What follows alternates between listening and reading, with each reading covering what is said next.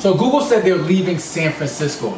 And not only are they leaving San Francisco, but they're leaving a prominent waterfront building, right? It's about 300,000 square foot of space that they're renting, and they just said that they're not going to renew their lease. So, and let me just say this, right?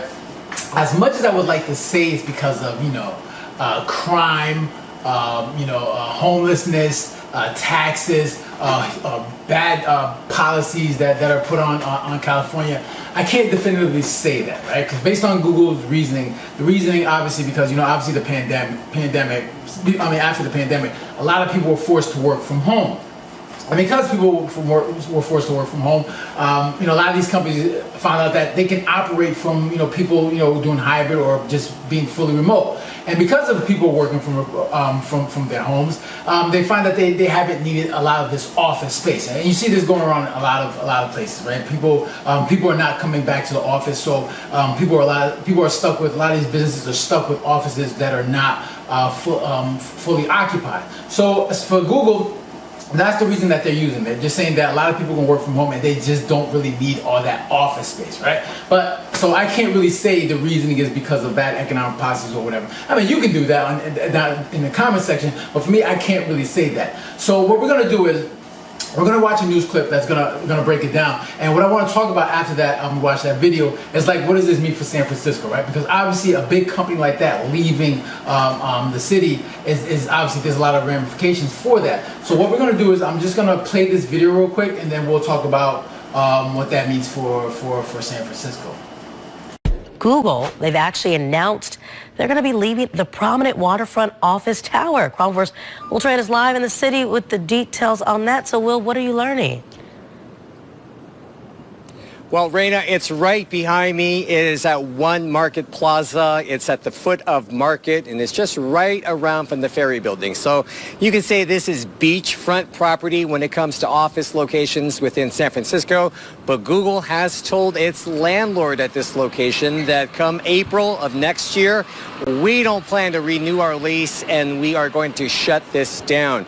This is very prominent because San Francisco is suffering a public relations problem with so many businesses leaving San Francisco entirely or shutting down many of its locations. And you can add Google to that long list. So San Francisco dealing with that. But Google says, don't worry, San Francisco, we're not leaving entirely because they have other locations within San Francisco. But you can call this location pretty much their flagship. They're very proud of it, and they've been here since 2018, 300,000 square feet. Take a look at your screen. We reached out to Google, and they responded to us early this morning. This is what they told us. They say, we've said before, we're focused on investing in real estate efficiently to meet the current and future needs of our hybrid workforce. We remain committed to our long-term presence in San Francisco. So the key words there, Raina, hybrid workforce. They're not saying anything about layoffs because that's not happening. They're not suffering economically, but we live in a new world now where they're dealing with some employees coming to work, some employees working from home, and this is just one more thing that they have to wrestle with.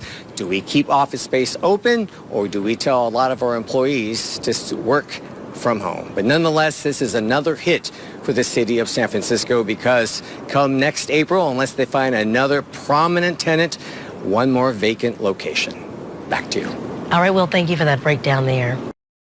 So you heard that, and so what does this mean for like San Francisco? Because obviously, even though that the reason that they say they're not leaving is because obviously not crime and all that, they're leaving because of the office space. But this is not a good look for the state, for the city overall, right? Because we already know right now, so many people are leaving California, right? Especially businesses are shutting down because of you got minimum wage hikes. A lot of businesses find that it's not it's not business friendly. So is this another black eye in the state? And this is the reputation that's coming when it comes to California. Because if let's think about it, if you're a business, right, would you want to own a business in California? Like if you're someone that's thinking about starting a business, would you want to do it in California? And even though the reasons for why they're shutting down from what they said has nothing to do with the environment when it comes to businesses, like many people are going to see that and say, you know what, this is just another reason. I mean, why would I want to start a business in California? So this is like public relations, right? Obviously, this is not a good look.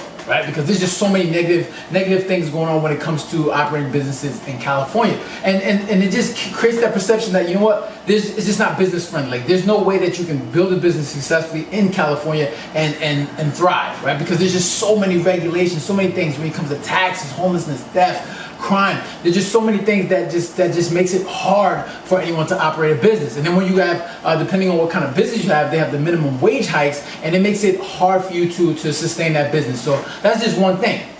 Right? Another thing that we need to worry about is obviously that the building that they're in, that's what, 300,000 square foot space that they're renting. But I think the total building is like 1.6 million square footage, right? So there's other people that live there, right? I think it's a mixed usage house, so there's other people renting in that space. So what does that mean for them, right? You have such a big company leaving that building, right? Will their rents go up because obviously the people that own the building all want to make sure they want to make up for those costs? And then what about other businesses surrounding that area? Such a big company like that leaving, that's obviously going to hurt business right there. So there's like so many things that people need to, when it comes to how the business is going to operate, like how this will affect them, that people need to be concerned about. Right, so another thing I want to do is I want to take a look at this building so everybody just has an idea of what it looks like, right? And like I said, this building is, so it says 42 floors, it's 1.6 million square footage. It was renovated in 2016, built in 1976. And let's take a look at all the pictures out there real quick so you just see what it looks like. So that's just the building right there. I'm not sure obviously which space Google occupies, maybe this big old one right here. So that's just one view, and then you got another, here goes another view. All right, and that's an office space. This is the office space inside, right? It's obviously a nice building. They got obviously store shopping centers in there.